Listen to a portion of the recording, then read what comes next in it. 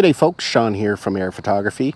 I've had a couple people ask me to do a camera comparison of the new Hero 10 Black against the new iPhone 13 Pro Max. So that's what we're going to do today. Now this is not going to be a very scientific test just due to the way the cameras are positioned. Sometimes things will have an unfair advantage, but it'll be a good enough test to kind of get a good feel for the video quality and the stabilization of both. So I've put together this little rig. The phone holder here is by Small Rig. I have some handles attached to it and then a GoPro mount at the very top.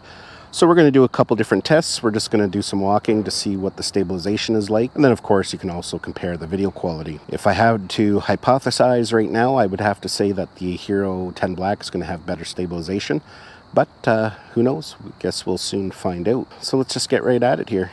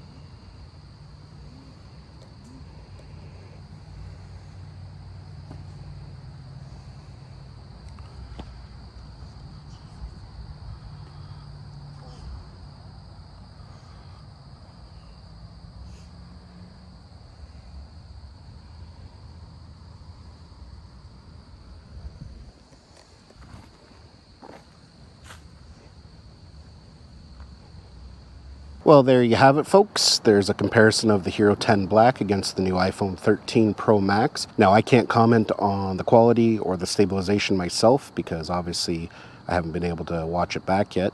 But definitely let me know down in the comments what you think, what your thoughts are. Now, I know the Hero 10 Black and the iPhone camera are two completely different cameras for different scenarios, but really, you know, the biggest competitor for GoPro right now are smartphones. A lot of people would say the Osmo Action and other action cameras, but really it's the smartphone that has taken a lot of the sales away from GoPro.